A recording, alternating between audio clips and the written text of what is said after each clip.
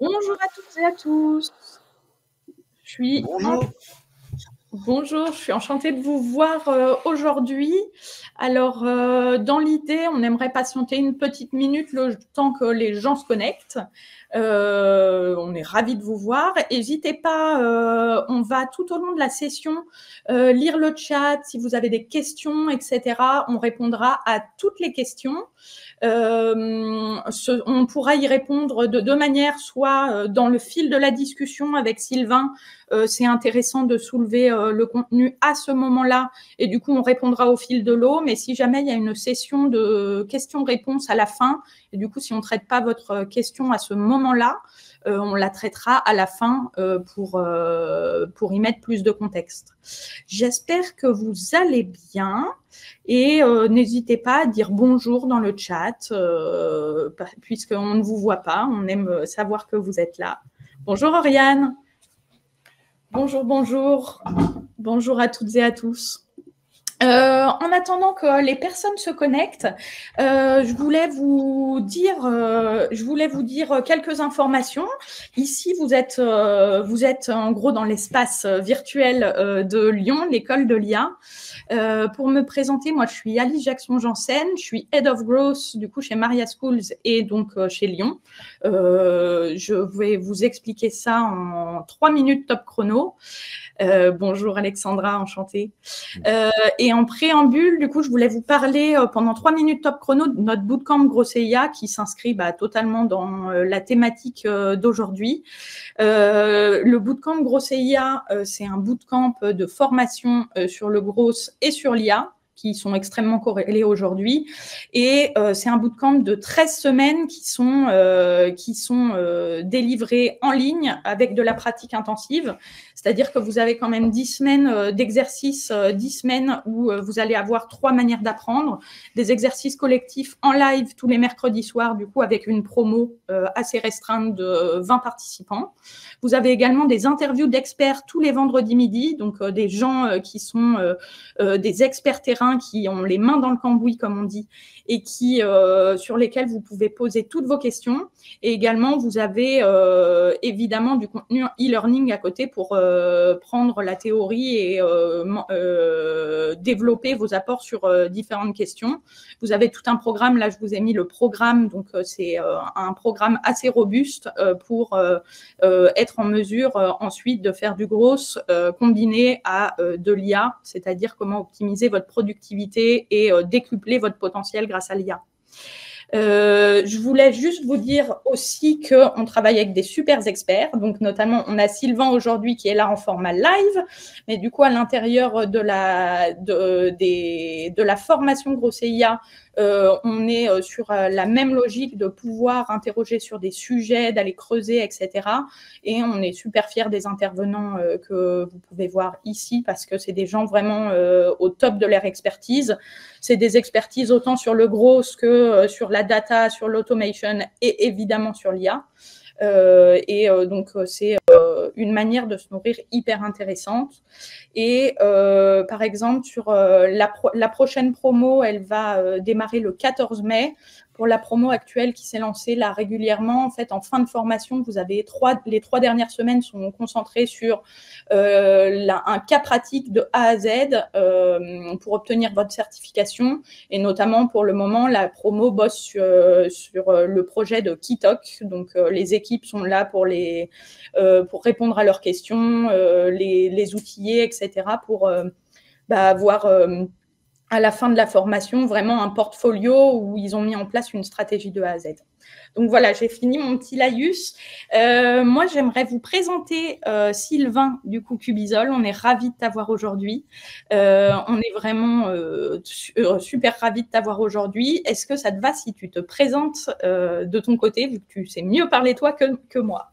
Avec plaisir, Alice. Bah déjà, plaisir partagé. Merci beaucoup de m'avoir invité. C'est un vrai plaisir d'être avec l'équipe de Lyon aujourd'hui. Je ne vais pas vous parler de moi pendant très longtemps parce que c'est pas le sujet du jour. Moi, je suis expert en SEO depuis 7 ans maintenant. Je commence à avoir pas mal de recul sur les bonnes pratiques, sur l'évolution du métier. Ça va être aussi le sujet du jour, c'est-à-dire de voir comment notre métier évolue et surtout comment les pratiques évoluent. J'ai une bonne expérience professionnelle, que ce soit en B2B ou en B2C. J'ai travaillé pas mal avant dans l'industrie aussi en tant que responsable marketing. Donc, j'ai été aussi chez les clients et ça me permet d'avoir une vue assez opérationnelle. Et enfin, je suis depuis 5 ans co-dirigeant d'une entreprise qui s'appelle The Missing One, où on a créé notre propre CMS. Donc, on est une agence de création de sites web, avec cette particularité qu'au lieu de s'appuyer sur des outils déjà existants et des CMS grand public, on a développé notre propre outil en partant d'une page blanche, avec cet objectif de performance à tous les niveaux, notamment en référencement, d'avoir un outil qui soit totalement SEO ready et qui soit hyper facile à utiliser et à déployer. Voilà, donc le sujet du jour, on va parler bien sûr de SEO, avec une orientation très actualité. On entend énormément de choses, on est dans un contexte où l'apparition et le développement de l'IA, alors c'est pas vraiment de l'apparition, c'est plutôt du développement parce que ça date quand même d'il y a longtemps, mais la généralisation, en tout cas, de l'intelligence artificielle au quotidien, induit énormément de changements au niveau de tous les métiers, principalement les métiers du marketing et de la communication qui sont directement impactés. Et du coup, on est aujourd'hui dans un contexte généralisé d'infobésité où on voit passer énormément d'infos. C'est parfois dur à traiter, c'est compliqué à interpréter. Donc le but, c'est qu'aujourd'hui, je ne vous donne pas une vérité, parce que je ne prétends pas détenir la vérité. Je vais juste humblement essayer de vous donner mon avis sur les changements qui se passent en termes de SEO et aussi ce que ça va induire sur le monde du web et de la communication.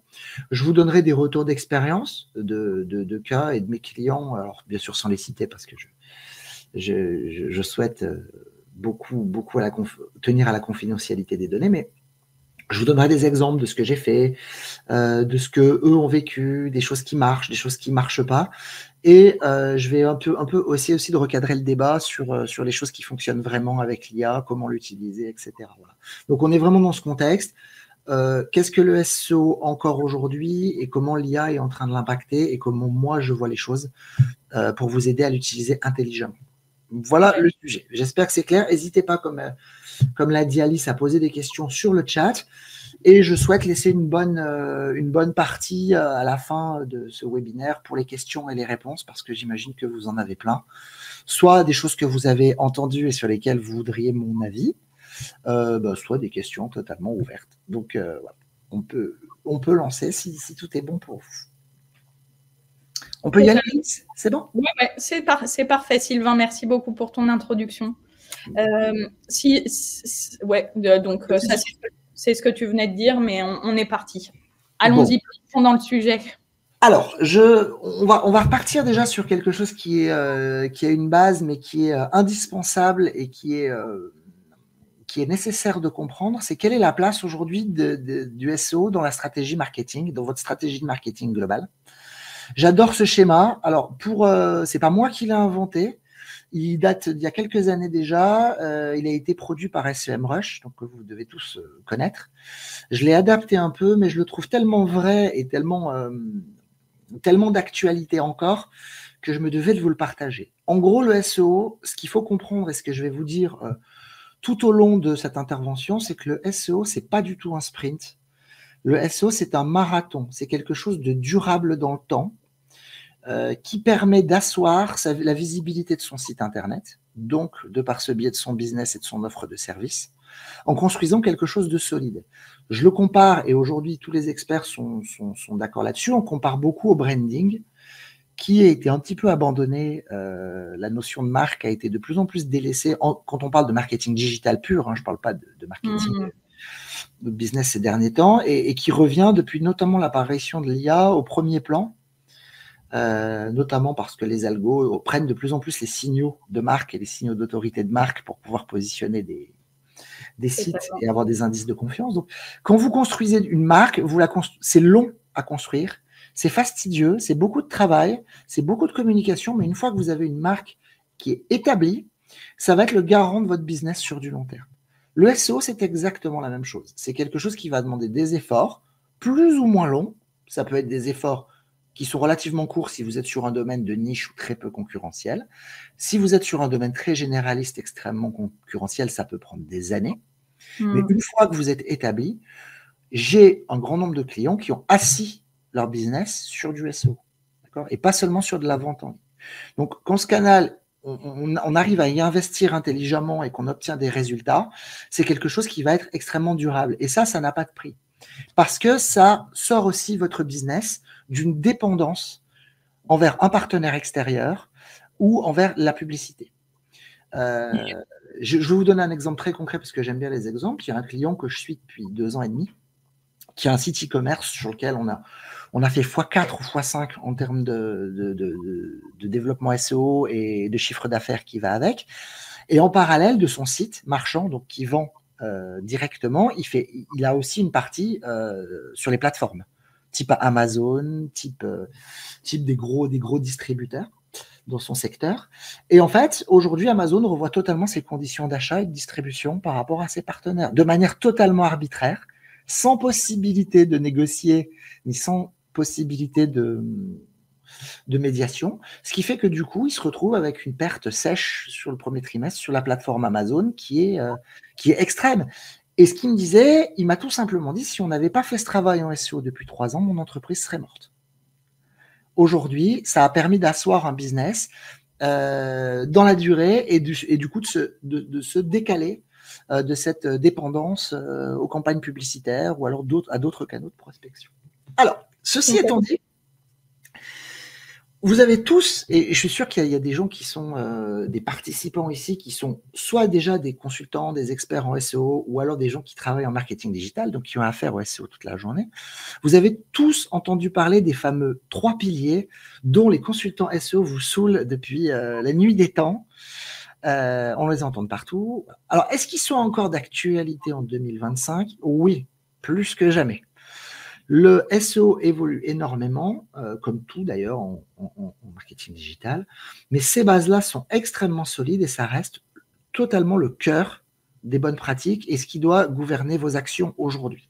C'est pas parce que l'IA est apparue que ces 3 facteurs, ces 3 piliers, donc pour ceux qui sont un petit peu moins peut-être experts là-dedans, 3 piliers, c'est un groupe de critères algorithmiques qui permet à Google ou aux moteurs de recherche d'évaluer la pertinence d'un site ou d'un contenu. D'accord ? Donc, c'est des gros mots, voilà.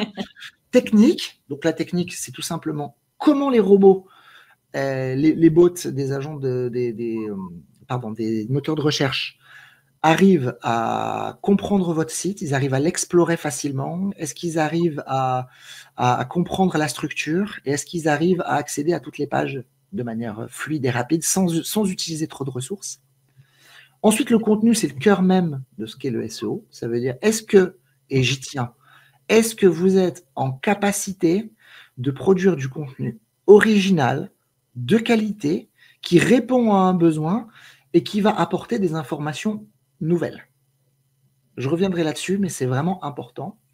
Et ensuite, tout ce qui va être signaux qu'on appelle d'autorité, qu'on peut appeler off-page, ce pilier, on peut l'appeler de plein de manières différentes, qui est qu'un moteur de recherche, alors on parle des moteurs de recherche, on parlera après des IA, hein, des chatbots IA, mais est-ce qu'un moteur de recherche, il a assez de confiance en vous pour dire qu'il a intérêt de mettre votre contenu en avant pour ses utilisateurs ?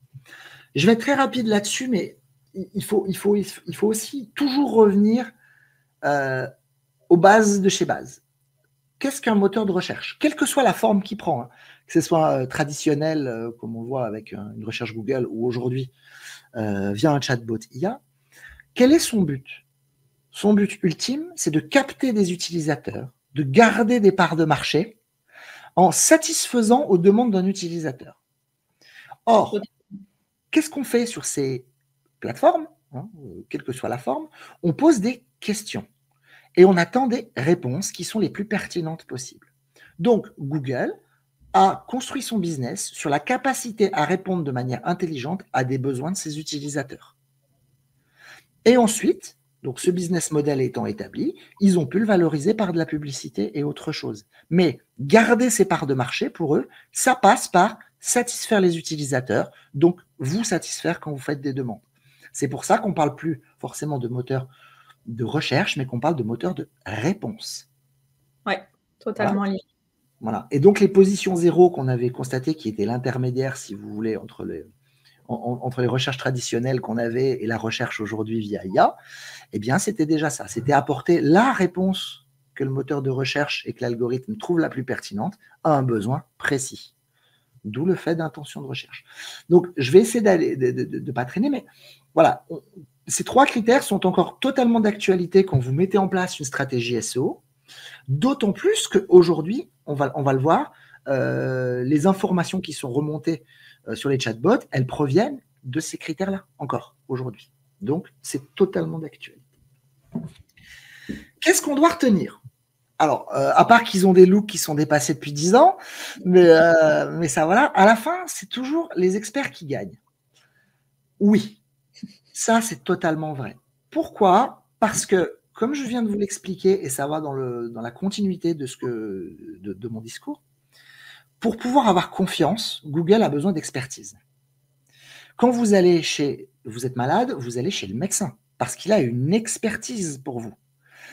Il connaît son sujet, il produit du contenu, il fait de la recherche, il a produit une thèse, certainement, etc. Il a pratiqué. Donc, vous allez le consulter parce que vous savez que c'est l'interlocuteur le plus qualifié pour ça.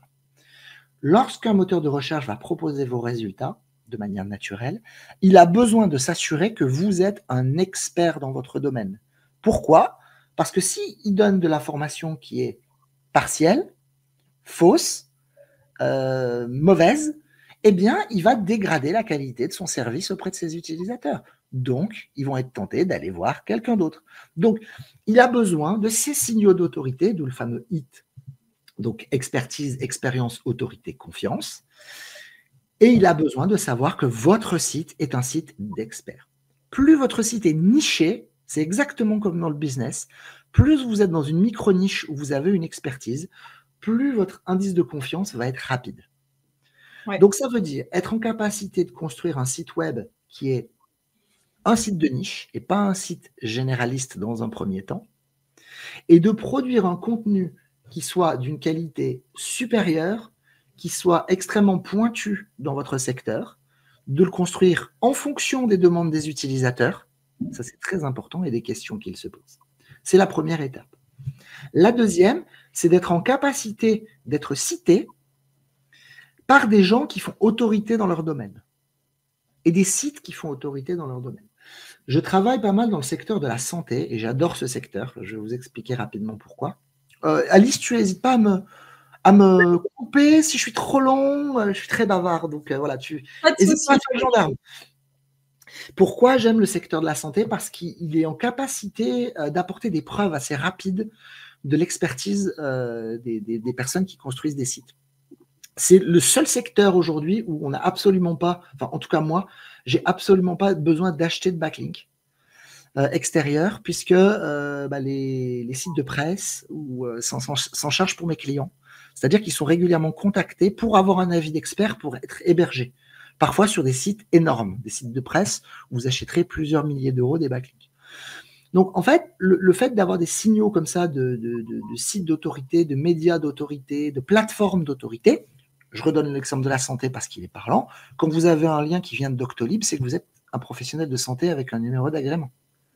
Totalement. Donc, ça veut dire que vous êtes crédible. Voilà. Donc, c'est produire ce contenu d'expertise en cluster, thématiser votre site et être en capacité de partager auprès des gens qui sont des renommés et des gens experts dans leur domaine et arriver à obtenir cette expertise. Et là, que ce soit n'importe quel moteur de recherche ou n'importe quel IA, ils vont avoir besoin de vous. Ils vont avoir besoin de votre création, de votre expertise, de votre expérience. Et dans ce cas, eux, ils ont un intérêt également, c'est de vous proposer. Donc, qu'est-ce qui se passe? La forme, finalement. Qu'est-ce que je suis en train de vous expliquer? que la forme change peu. Le business, il est toujours le même.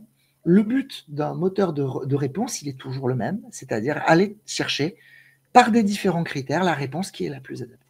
Et quand on sort de ça, en fait, eh bien, ça reste presque du détail. Presque du détail, parce que on peut débattre sur des techniques SEO autant qu'on veut, sur des hacks autant qu'on veut. À partir du moment où on n'a pas compris ce business qui va être en fait le fondement même de notre démarche et le fondement même de ce métier, eh bien, on peut dévier du sujet ou perdre notre temps. Voilà ce que je veux aussi vous faire comprendre. Ok, alors, donc pour toi, il n'y a pas d'alarme sur l'arrivée des IA, ça ne va pas chambouler profondément la manière de faire du SEO? Alors, ça va changer beaucoup de choses. Je vais le voir dans cette deuxième partie. Merci pour la transition, Alice. Ça change pas mal de choses. Hein. On va pas du tout dire que ça change pas. Mais en tout cas, le fondement et la base restent le même parce que le business model et le modèle économique et le modèle de fonctionnement restent toujours le même. Voilà. Je vais vous expliquer ça dans cette deuxième partie de manière un peu plus détaillée. Pareil, ce sont les experts, mais aussi les marathoniens. Ça, je vous l'ai déjà dit. Vous voyez, je vous ai mis une courbe d'un client au hasard. J'ai pas été, bien sûr, vous mettre tout en détail, mais c'est le genre de courbe qu'on veut voir, d'accord? C'est le genre de courbe qu'on veut voir. On veut voir des choses qui sont durables, régulières et qui sont en augmentation progressive. Lorsque vous arrivez à obtenir sur votre Search Console des résultats qui sont comme ça, bien évidemment sur des mots-clés et des requêtes et des intentions qualifiées pour votre business, c'est que vous êtes sur la bonne voie. Je vais vous dire quelque chose qui va être... alors, c'est pas du tout de la prétention ou autre. C'est juste pour vous expliquer quelque chose. En ayant cette approche, qui est d'ailleurs l'approche des papes et des premiers experts les plus connus du SEO, hein, qui est l'approche totalement naturelle, hein. Eh bien, depuis que j'ai commencé le SEO, sur une bonne centaine de clients, j'imagine, cumulés, je n'ai jamais eu un client qui a perdu du trafic ou qui a été impacté par les core updates de Google. Pas un seul, pas une seule fois. D'accord ? Ok, intéressant. Pourquoi ? Alors, parfois, on a ça ne veut pas dire que ça marche et que les résultats sont phénoménaux à chaque fois, hein. On peut avoir des courbes plates avec des stratégies qui marchent moins parce que l'investissement est moins important, parce qu'il y a des périodes de tâtonnement qui peuvent être plus longues, etc. Mais en tout cas, des pertes et des chutes dues à des mises à jour d'algorithmes, ça ne doit pas arriver. Ça ne doit pas arriver parce que si vous respectez des règles et que vous respectez la notion de qualité et de durabilité, les modifications d'algorithmes qui sont faites par ces moteurs de recherche ne sont pas faites pour vous handicaper volontairement ou pour vous nuire. Elles sont faites pour enlever tout ce qui est spam, pour enlever les contenus qui sont truqués ou de faible qualité.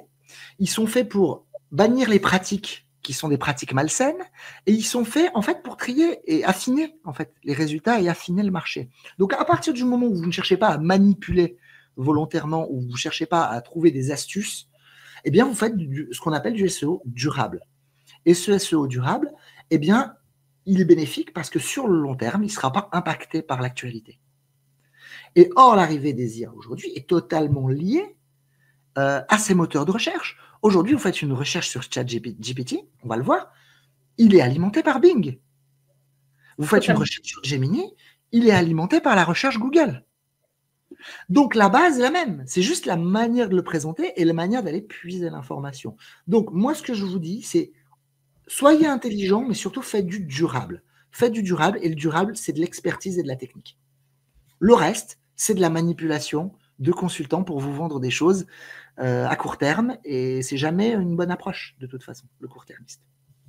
À part si vous montez un business court-termiste. Mais ça, c'est autre chose. Alors, est-ce que les règles changent du coup? Je réponds clairement à la question. Non, elles ne changent pas.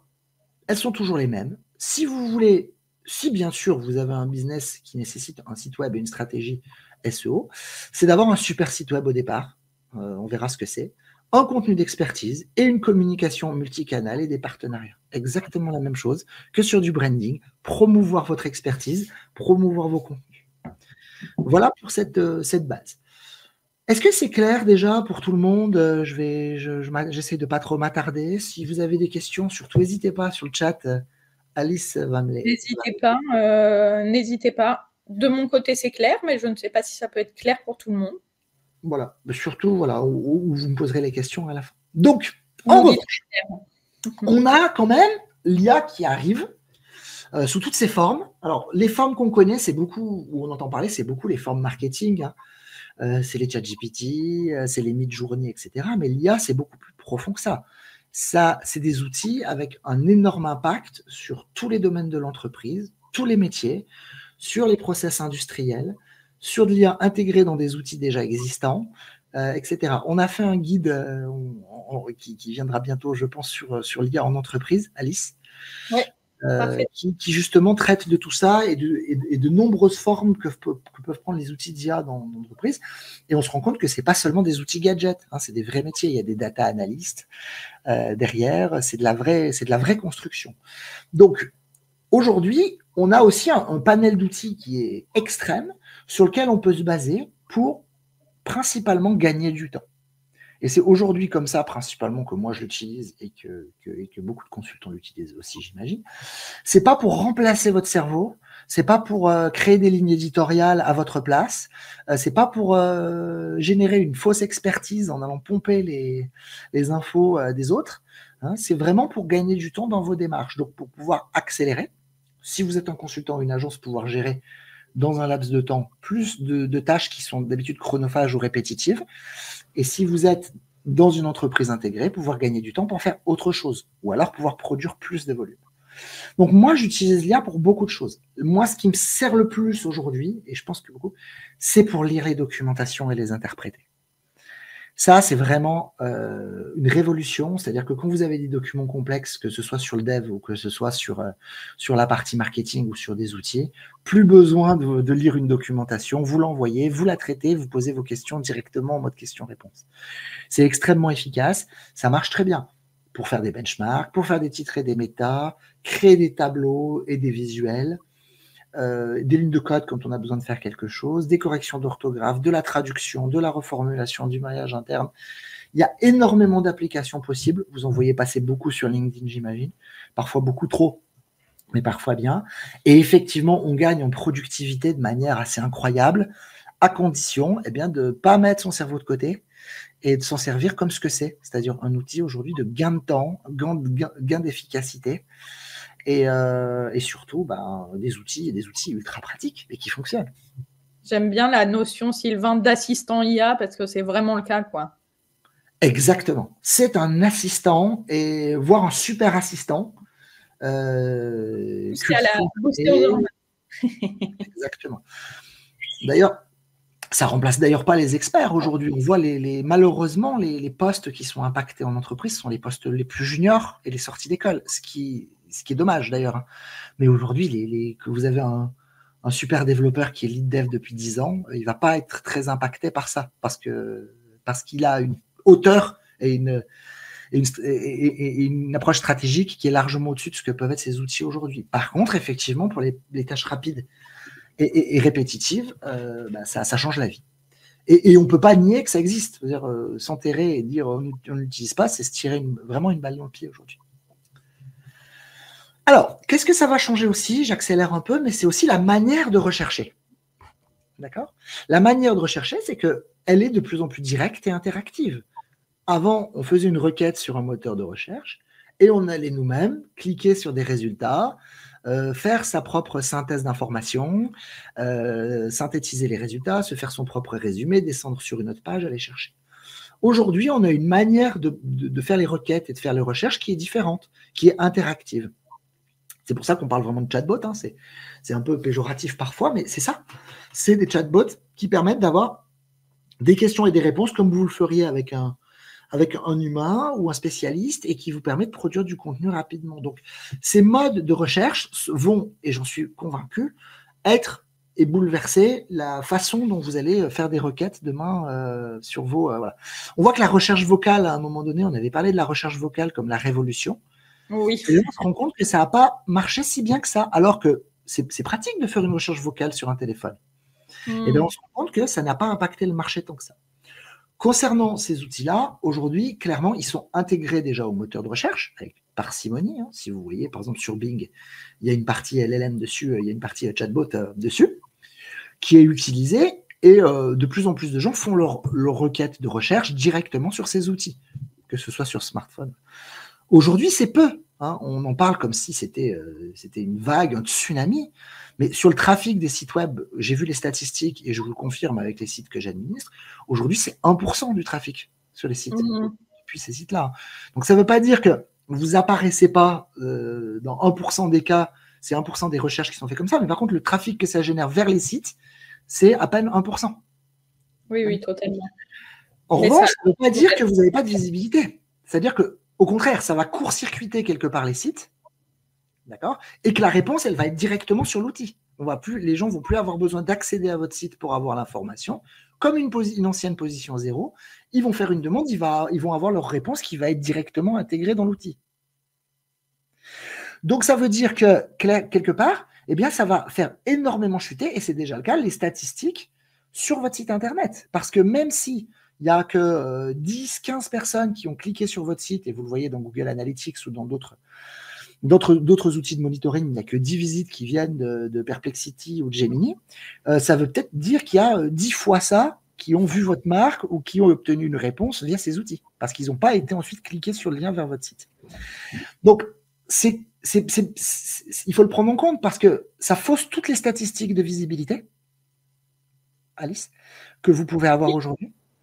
En revanche, vu qu'ils sont alimentés par le contenu que vous avez produit, le contenu de votre site, ça ne veut pas dire que votre site est inutile. Ça veut juste dire qu'il sert de base de données et de source d'alimentation pour nourrir ces IA qui sont une autre manière de présenter l'information.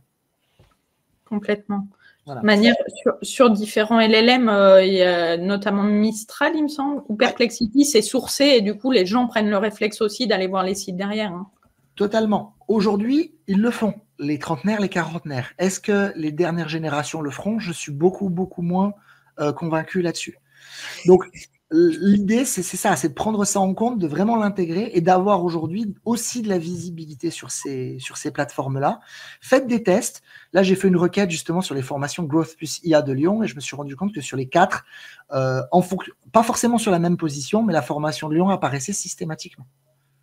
C'est bien, c'est que le travail est bien fait, Sylvain. Voilà. Et ce que je veux dire, c'est que allez monitorer pour votre propre entreprise, pour votre propre marque. Il y aura bientôt des outils de suivi qui vont vous permettre d'avoir des stats précises là-dessus. Hein. Mais en attendant, vous pouvez faire le travail. Et dites-vous que où ils vont chercher l'info, moi j'ai croisé, j'ai regardé, en gros, c'est exactement ce qui est dit avec des clients. On reprend les résultats de Google et on voit que Gemini, il reprend quasiment sa serve de Google sur la plupart des choses. Okay, donc, il faut les intégrer. Moi, je crois aussi beaucoup aux chatbots intégrés à l'avenir. C'est quelque chose que je veux développer sur notre CMS aussi, c'est-à-dire de pouvoir avoir ses propres agents IA qui vont être auto-alimentés par votre expertise et qui vont permettre de répondre sur votre site ou dans votre univers de marque, de répondre comme ça sous forme de discussion à des questions, mais de manière beaucoup plus experte et pointue que ce que peut le faire un agent généraliste. Je pense que c'est aussi un avenir, mais ça, je ne suis pas Nostradamus, et heureusement pour vous. Voilà ce que ça impacte. Alors, rapidement, très rapidement, bonne et mauvaise pratique. J'aurais dû corriger l'orthographe de mauvaise. Je viens de voir une énorme faute de ma part. Comme quoi l'IA aurait fait mieux le travail que moi là-dessus. Tout automatisé. Je vous ai mis un post. Alors j'ai enlevé le nom de la personne parce que voilà que j'ai commenté il y a pas longtemps. Où en fait la grosse mode c'est d'utiliser des outils d'automation comme Make ou comme Zapier pour utiliser un fichier Google Sheet, mettre des mots clés dessus, passer par une IA et auto-alimenter votre CMS avec. Si vous faites ça, vous tirez la plus grosse balle dans le pied que vous pouvez faire. Pourquoi? Parce que vous allez créer une masse de contenu totalement insipide, totalement copié, totalement sans contrôle, totalement sans surveillance, à des volumes qui ne sont pas naturels. Et en gros, vous allez dégrader votre site et votre stratégie SEO à vitesse grand V. Pourquoi? Pour être plus rapide et plus feignant, quelque part. Donc, n'écoutez pas ces prêcheurs de rêve qui vous disent que vous allez tout faire sans effort grâce à de l'automatisation à 100%. Voilà. Par contre, vous pouvez utiliser les outils pour vous aider. Ça, c'est sûr. Et ça, il faut le faire même. Voilà. Donc là, les conseils, je ne vais pas revenir dessus. Je ne vais pas vous faire la messe là-dessus. Mais voilà, c'était aussi pour pour vous méfier des automatisations à 100%. Autre question rapide. Quantité ou qualité? Ça, vous ne m'avez pas encore posé la question, mais j'imagine que ça peut venir. Est-ce qu'aujourd'hui, dans un contexte IA où on peut produire de la quantité assez facilement, est-ce que la qualité prime toujours ou est-ce qu'on peut aussi faire de la volumétrie grâce à l'IA? Alors, je vais vous donner deux exemples très concrets pour vous illustrer ça, de deux sites totalement différents de clients. Le premier que vous voyez à gauche, c'est un site donc, où bon, les experts de la Search Console verront vite de quoi je parle. Vous avez quasiment 3 millions de pages sur le site, d'accord, dont pratiquement 400 000 qui sont indexés dans l'index de Google. Okay, donc, vous avez un volume qui est là, du coup, très, très important. Et vous voyez le trafic. Donc là, on est sur je ne sais plus si on est sur 12 mois ou sur 16 mois. Je pense qu'on est sur 12. Vous voyez quasiment 1 million de clics sur une période d'année pour pratiquement 17 millions d'affichage. Donc, ça ne veut pas dire parce qu'on a beaucoup de quantité que ça ne fonctionne pas. D'accord? Oui. Les courbes que vous avez, c'est des courbes de saisonnalité parce que c'est un business qui est saisonnier. Donc, c'est pour ça que vous voyez des fluctuations. Mais en tout cas, on peut produire du contenu en masse et que ça fonctionne et que Google arrive à indexer 400 000 pages et qui donne une visibilité qui est ultra importante. D'accord ? A contrario, vous avez un site à côté qui a seulement 2 ans d'existence, sur lequel il n'y a que 40 contenus indexés, vous voyez, sur 51. Okay. Et là, vous voyez que si on prend le ratio nombre de pages indexées, volume de trafic, vous voyez que c'est extrêmement important avec 0 IA et que du contenu d'expertise. Oui. Qu'est-ce que ça veut dire? Ça veut dire qu'il n'y a pas une stratégie. On peut faire de la quantité et le faire bien, et on peut faire de la qualité et le faire bien. L'idée, c'est de répondre aux intentions de recherche. Dans le premier cas, on peut produire du volume parce que les intentions de recherche le nécessitent. C'est de la documentation technique. Donc, sur de la documentation technique, il y a beaucoup de références. Et sur beaucoup de références, Google a besoin de la documentation technique sur toutes les références. Ça répond à un besoin concret. Donc, on peut faire des dupliqués de pages. On peut produire du contenu dupliqué parce que chacune va répondre à une intention de recherche précise. Totalement. Dans ce cas, on ne fait pas de volume, par contre, on fait de l'ultra-expertise. Et l'ultra-expertise, vous voyez aujourd'hui que ça marche. Un site qui a seulement 2 ans, qui a fait que 40 contenus, donc ça veut dire une vingtaine d'articles de blog et qui arrive déjà à avoir pratiquement 1 million d'affichages et 40 000 clics sur des mots-clés qualifiés, vous voyez que ça marche aussi. Donc, ne restez pas dogmatique là-dessus. Posez-vous plutôt la question, comment mon site va aider les utilisateurs et qu'est-ce que Google va attendre de lui, quoi. Qu'est-ce qu'il va attendre de moi pour répondre à son besoin et via les utilisateurs. Je ne sais pas si ça vous intéresse. Voilà, en tout cas, je voulais vous partager cette approche qui est très pratique. Un autre point que je voulais aborder, est-ce que j'ai le temps, Alice, ou est-ce qu'il faut que j'accélère un petit peu? Dites-moi. On peut déborder peut-être aussi un peu. Si... Tu peux un peu accélérer, mais n'hésite pas à dire tous les éléments que tu trouves importants et sur lesquels tu es convaincu. Hein, ça intéresse, c'est pour ça qu'on est là. Voilà. En fait, je voulais vous partager un phénomène qui commence à arriver et que pas mal d'entre nous avaient anticipé depuis le début de l'apparition, de la généralisation des IA. C'est ce phénomène de consanguinité. En fait, le problème, c'est que vous avez un schéma classique où vous avez les datas des créateurs qui remontent l'affichage dans les moteurs de recherche. Donc, il va chercher directement à la source l'information des gens qui créent de l'information nouvelle et originale. À partir du moment où l'IA commence à être utilisée les résultats, commencent à être utilisés eux-mêmes pour créer des résultats via IA, eh bien, vous arrivez sur un phénomène où l'IA s'auto-entretient, en fait. C'est-à-dire elle va chercher des datas qui existent sur le web aujourd'hui pour proposer des réponses. Vous créez du contenu qui est le résumé de ces réponses-là. Vous produisez donc du contenu qui est déjà existant sous une autre forme, sur lequel elle va aller se réalimenter elle-même.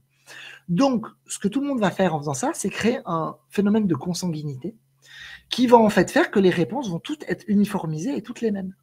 Et que s'il n'y a plus de créateurs de contenu originaux, nouveaux et pertinents, eh bien l'IA va s'autodétruire elle-même parce qu'elle va ne faire que reproduire un schéma de pensée qui sera toujours le même. Donc, la seule manière que vont avoir les moteurs de recherche et en gros les géants du web pour combler à ça, c'est promouvoir la data des créateurs. Oui, oui. Parce qu'ils en ont besoin pour alimenter le modèle. Si elle n'existe plus, le modèle s'effondre. Donc ça veut dire qu'à un moment donné, les experts, les créateurs originaux vont encore plus être mis sur le devant de la scène parce qu'ils auront un contenu qui seront différents de la partie, entre guillemets, consanguine qui est aujourd'hui en train de se créer. C'est un peu théorique, je suis désolé, mais je pense que c'est important de comprendre pourquoi ce modèle ne peut pas marcher sans votre contenu d'expertise original. Complètement, je suis alignée à 100%. Place à la technique. Alors, je vous ai dit que le contenu était roi, mais la technique, elle est aussi importante. Qu'est-ce que ça veut dire, la technique sur un site? Ça veut dire une information hyper bien structurée, parce qu'un contenu d'expertise, c'est aussi une information qui est claire pour des robots et pour les utilisateurs, et qui descend à plusieurs niveaux. Donc, vous avez une première thématique, un sous-sujet, une sous-expertise. Quand on voit la structure globale de votre site, on doit immédiatement comprendre quelle est votre expertise, quel est votre rapport, et comment aller chercher de l'information pertinente. Donc ça, c'est la base d'un site. Si vous partez d'un site qui est brouillon, qui est mal fait, où l'information ne correspond pas aux intentions de recherche des moteurs, eh bien, vous allez brouiller le message et du coup, vous allez vous tirer une balle dans le pied. Des prérequis techniques qui vont aider les robots. Aujourd'hui, il y a des choses qui sont des prérequis techniques, des go, no-go, sur des indexations de pages, sur des no-index, sur des robots de TXT, sur des Core Web Vitals, qui sont des éléments techniques, qui sont du coup du web. C'est pas le SEO, c'est pas que créer du contenu, c'est aussi un métier pratiquement de développeur pour comprendre et pour favoriser la compréhension par les robots et par les humains de votre site. Donc ça doit être fait. Et ensuite, et là, je fais un peu de pub, et c'est pour ça que je vous avais expliqué que j'avais créé mon propre outil et qu'avec l'équipe, on avait créé notre propre outil. C'est aussi un outil qui vous fait gagner du temps pour alimenter votre pour publier votre contenu et le structurer. J'en ai marre de devoir utiliser des outils qui datent d'il y a 10 ans pour mes clients pour pouvoir faire de l'alimentation de contenu, pour pouvoir devoir faire des audits techniques tous les 3 mois parce qu'il y a des choses qui sautent, parce que on est obligé de faire de la maintenance en permanence parce que vous avez des extensions qui sautent ou que le développeur de l'extension est plus là. Donc j'ai voulu vraiment construire un outil qui soit ready to publish. Et là, vous avez un bon contenu, vous le mettez en 10 secondes et vous êtes sûr que c'est SEO friendly. Et ça, c'est un vrai confort d'utilisation. C'est clair. Dernière partie, j'accélère encore un peu parce que je suis trop bavard. Je vous donne quelques bonnes pratiques pour faire vos prompts et si vous utilisez l'IA, comment moi je l'utilise. Oui, parce que juste Sylvain, parce que ce que tu nous dis, c'est ce qu'on retient majoritairement, c'est il faut se différencier, etc. Du coup, on pourrait avoir l'impression que tu n'utilises pas l'IA. Or, je sais personnellement que c'est totalement faux. Totalement faux. Donc, je l'utilise énormément, mais je l'utilise intelligemment. Enfin, j'essaye en tout cas, le plus intelligemment possible, et en essayant d'apporter de la valeur à chaque fois au maximum et en ayant cette ligne directrice. Je me permets juste, Sylvain, on a Ludovic qui nous pose une question sur quid des meilleures plateformes ou CMS pour le SEO type Webflow, Framer et autres.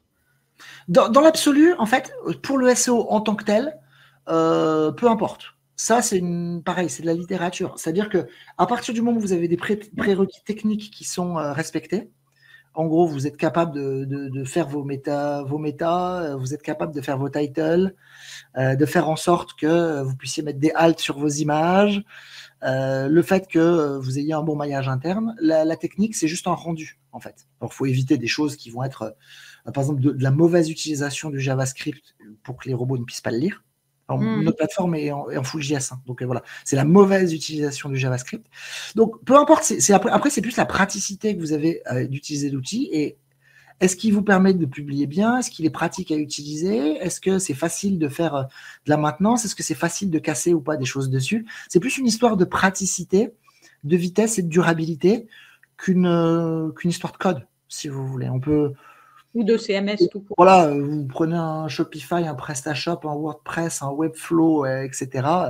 Si vous faites du bon contenu et que vous respectez la technique dessus, vous allez avoir des bons résultats. C'est un faux débat quelque part. Le débat, c'est vraiment est-ce que vous avez l'outil qui est pratique plutôt que quel est son rendu aujourd'hui. J'espère que ça répond à votre question. Il y en a d'autres ou j'avance Tu peux y aller pour l'instant. Ludovic te dit merci. De rien, Ludovic. Bonne pratique. Donc, moi, je vais aller très vite. Donc, j'apporte du contexte en général sur l'entreprise, le marché, les objectifs. J'essaye de donner des liens à l'IA pour l'aider. C'est-à-dire que lui, il a déjà ils ont déjà des bases de données qui sont absolument incroyables, mais j'essaye de déjà trier les informations qui me semblent fiables pour qu'il se base dessus, en ayant déjà une première lecture humaine, avec des sources de données fiables. Donc ça permet d'orienter aussi vers des exemples de qualité. Je rédige un prompt clair avec une requête cible. L'intention de recherche et la requête cible, je les précise bien dedans. Qu'est-ce que j'attends de lui et sur quelle requête et quelle est l'intention de la personne qui va rechercher. Longueur et niveau de détail. Une liste de mots-clés. J'utilise beaucoup d'outils extérieurs aussi pour avoir des champs sémantiques, comme UrTextGuru, par exemple, que moi j'utilise beaucoup et qui me permet d'alimenter ces modèles-là.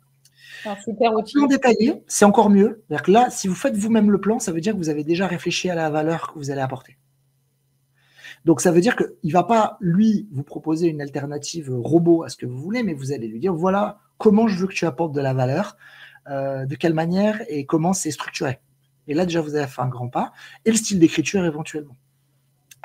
Pensez à exclure tout ce qui va être des choses qui sont tout le temps utilisées par l'IA de la même façon.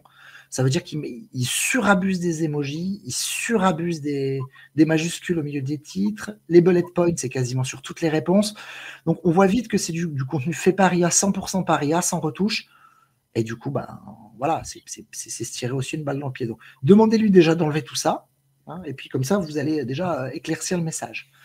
Demandez au robot de construire des médias. Ça, voilà. Si vous pouvez avoir des créateurs originaux, faites appel à eux. Voilà. Par contre, ça coûte très cher. Donc, parfois, on n'a pas les moyens, on n'a pas le temps. Donc, si on ne peut pas et qu'on doit aller vite, n'hésitez pas à lui faire produire du contenu, mais respectez les copyrights le plus possible. Fournir des liens internes et externes que vous voulez dans vos contenus. Fournissez-les parce que vous maîtrisez vous-même votre maillage interne et les ancrages. Et c'est très important. Relisez en entier une première fois le contenu. Relisez-le. Surtout ne publiez pas sans relire.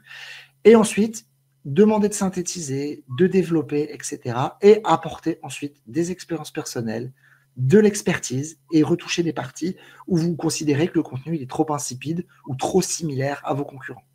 Donc, prenez le temps de faire ça. Si vous faites ça, l'IA va vous faire gagner un temps phénoménal, mais vous garderez un œil humain, une structure humaine, et en plus vous apporterez, alors soit de manière importante, soit de manière précise, de l'expertise et de l'expertise humaine avec de l'originalité. Les datas des créateurs dont tu nous parlais tout à l'heure. Exactement. Et en plus, vous accélérez, vous pouvez produire plus vite, puisque si vous faites du contenu, mais que ce n'est pas votre métier à 100%, c'est qu'une petite partie de votre job, donc vous n'avez pas 100% de votre temps à y consacrer. Donc, ça permet de dégager ce temps-là, qui aurait été rébarbatif pour créer du content. Et en même temps, si vous le faites bien, vous allez prendre 1 heure de plus, mais vous allez vraiment pouvoir apporter de la valeur. Et ça va marcher. Donc, c'est un mix entre la vitesse, quelque part, et l'intelligence et l'expertise humaine.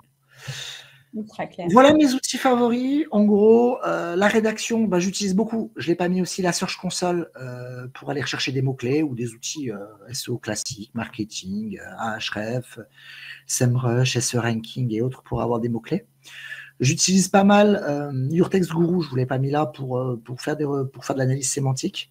Et ensuite, peu importe, moi que ce soit ChatGPT, Gemini ou Mistral, c'est les 3 que j'utilise principalement pour m'accompagner en fonction des résultats qu'ils me donnent, leur pertinence, le style qu'ils utilisent. Voilà, j'essaie de les orienter. Je n'ai pas vraiment de favoris.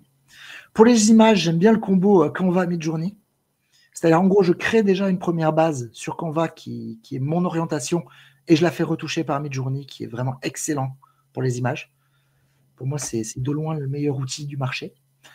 Et ensuite, pour tout ce qui est publication, je vous l'ai expliqué. Là, je mets un peu mon cerveau de côté pour le coup parce que j'ai déjà construit un outil qui est fait pour ça. Donc, je prends le contenu et j'ai plus qu'à l'alimenter de manière hyper pratique et hyper fonctionnelle sur mon CMS que j'ai développé. Mais après, si vous en avez un autre, il faut quand même faire en sorte que l'intégration soit bien faite et qu'elle soit bien structurée, sans bug, etc. etc.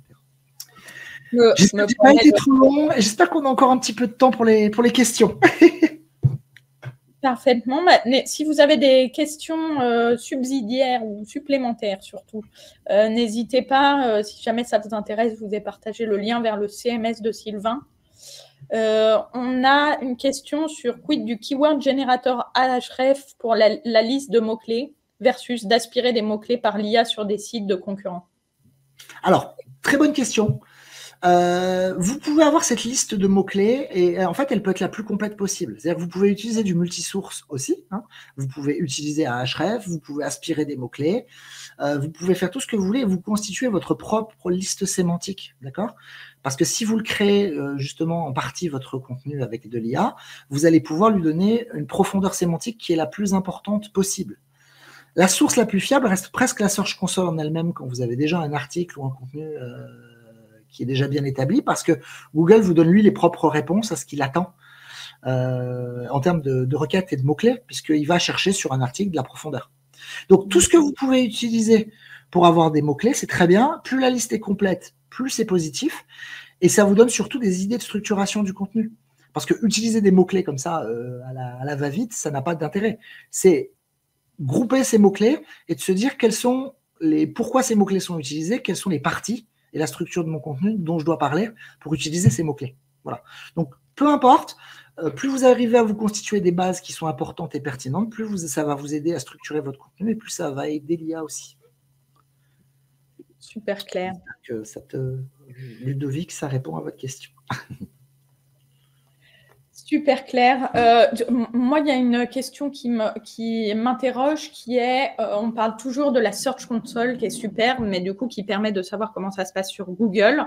Est-ce que, du coup, pour toi, tu vois dans la variation des stratégies différentes à adopter si, par exemple, je ne sais pas, il y a certaines audiences qui sont parfaitement, qui fuient justement Google. Par exemple, je pense, nous, on a forcément une autre école qui est l'école de la RSE, énormément de recherches se font sur Ecosia, etc. Est-ce que tu vois des différences de fonctionnement en fonction des plateformes? Alors, non. Non, très bonne question. Vous avez aussi, parce qu'on parle tout le temps de la Search Console, mais vous avez aussi son pendant chez Bing qui s'appelle Webmaster Tools. D'accord, Bing Master Tools, du coup. Et en plus, qui communique aujourd'hui, qui récupère les datas de votre compte Search Console. Ça veut dire que si vous le créez, il va dupliquer automatiquement tout ce que vous avez sur votre Search Console Google et vous créez les comptes sur Bing, ce qui va favoriser l'indexation par Bing, donc du coup par ChatGPT. Et les deux plateformes se ressemblent beaucoup, elles ont quelques variations, mais en tout cas, on peut y trouver des stats très importantes dessus.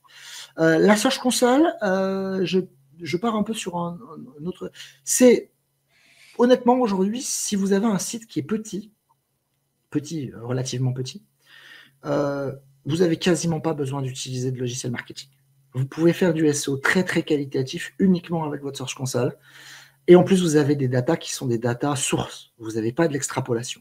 Donc moi, beaucoup plus que n'importe quel outil, j'utilise la Search Console, voire Bing Master Tools pour faire du SEO. En plus, c'est gratuit. Voilà. Ça a quand même quelques défauts, c'est-à-dire que, par exemple, c'est la profondeur sémantique. Ça veut dire que ça va vous afficher, par exemple, que les 1000 premiers mots-clés sur votre site. Et si vous avez un site beaucoup plus profond, vous allez être obligé de fonctionner avec une API. Ça veut dire que vous allez être obligé de connecter l'API pour pouvoir aller chercher toute la base de données. Complètement. Voilà. Et par exemple, vous pouvez le faire avec Looker Studio, c'est-à-dire que vous pouvez faire un connecteur API de Looker Studio Search Console, et là, vous avez un tableau avec la totalité des mots-clés dedans. J'ai deux questions pour toi, Sylvain. On a Ludovic, du coup, qui nous demande à quelle fréquence, selon toi, il faudrait publier du contenu. Est-ce que c'est une fois par semaine ou par mois? Ça dépend de votre stratégie et de votre capacité.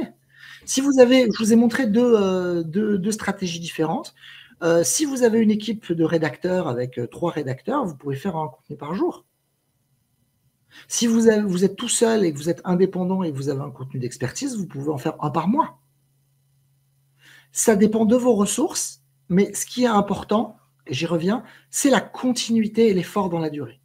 C'est pas un sprint. Si vous jugez que vous ne pouvez faire qu'un contenu de très bonne qualité par mois, n'en faites qu'un, mais faites-le sur 2 ans ou 3 ans. Si vous avez une équipe, les budgets, soit en sous-traitance, soit en intégré pour faire un contenu, 2 contenus, 3 contenus par jour, pertinent, faites-le. C'est une indexation entre stratégie et ressources. Et importance aussi que vous mettez au canal SEO. Si c'est votre source d'acquisition numéro 1 et votre base, allez-y. Hein, vous n'êtes pas limité en termes de contenu s'il est pertinent. Par contre, faites pas ça pendant un mois. Me faites pas 4 articles par jour pendant un mois. Et puis pendant un an, vous ne touchez plus votre site. Ça n'a pas d'intérêt. Soyez régulier. Complètement. On a une question également d'Alphonse complémentaire qui est environ combien ça prend de temps du coup pour que ça remonte dans Google, selon toi? Je vais vous faire la réponse classique du SEO. Vous allez détester. Toujours pareil, ça dépend. Je vous l'ai plus ou moins dit en introduction, ça dépend de la concurrence et de votre niche. Si vous avez une micro-niche avec un service qui est extrêmement précis, une expertise pointue et qui a peu de concurrence, en 3 à 6 mois, vous pouvez déjà avoir beaucoup de visibilité et même certaines premières positions en 3 mois.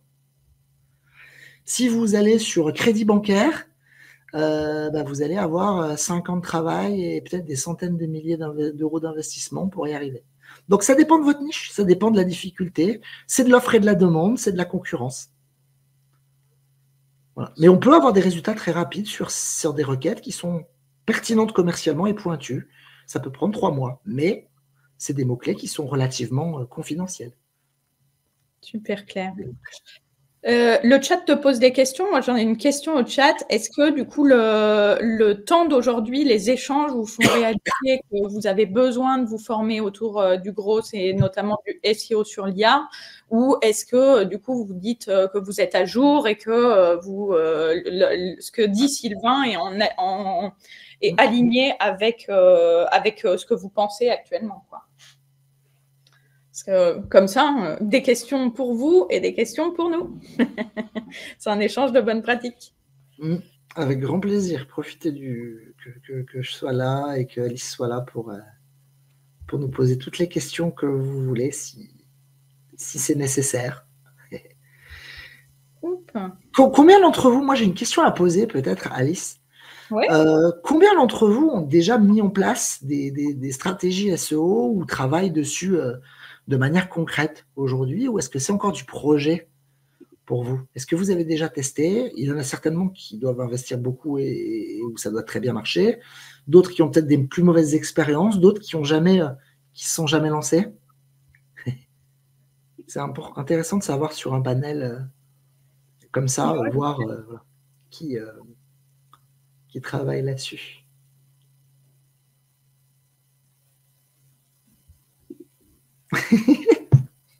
On n'a pas de réponse dans le chat. N'hésitez pas, si c'est compliqué d'écrire pour vous, à mettre moi, tout simplement. Alors, y a-t-il un conseil particulier que tu donnes pour WordPress? Que penses-tu de Yoast? Ah, très bonne question. Qu'est-ce que je pense de... Alors, je vais vous dire ce que je pense de WordPress et ce que je pense de Yoast. Je vais vous donner une double réponse. WordPress, aujourd'hui, c'est encore plus de 70% du marché, il me semble, du web. Bon, SEO, ça marche très bien. Comme je vous l'ai dit, peu importe, à partir du moment où le rendu du DOM, enfin, je ne vais pas rentrer dans les détails techniques, où le rendu de ce que vous avez sur le navigateur, il est bon, peu importe le CMS. Pour moi, mais alors, ça n'engage que moi, et c'est là, pour le coup, c'est très dogmatique. Pour moi, ce n'est pas un outil qui est fait pour les entreprises. C'est un outil qui est fait pour faire du blog, pour faire des petits sites, mais pas un outil qui devrait être adapté pour des entreprises de taille importante ou moyenne pour avoir un vrai outil. C'est bricolé aujourd'hui, c'est-à-dire que les gens l'ont, les agences l'utilisent, et beaucoup d'agences l'utilisent parce que c'est pratique, mais ça ne devrait pas être un outil qui est bricolé pour pouvoir faire des sites professionnels ou des sites d'acquisition. Voilà. C'est le cas aujourd'hui pour beaucoup. Ça fait le job, ça fait le taf, mais à partir du moment où vous êtes une entreprise avec plus d'ambition, voilà. Ou alors, c'est du WordPress avec... voilà, ça reste du PHP, donc c'est toujours... c'est lent, voilà, même si ça s'améliore beaucoup. Voilà. Et Yoast, c'est un outil informatif, c'est-à-dire que c'est un outil qui va vous permettre de respecter les principes vraiment de base du SEO. C'est-à-dire, en gros, est-ce que vous avez un titre? Est-ce que vous avez une métadescription? Est-ce que le contenu il contient à peu près les mots-clés qui correspondent à la requête? Mais c'est en aucun cas quelque chose qui doit faire juge de paix. C'est pas parce que vous avez une pastille verte sur Yoast que votre contenu il est bon.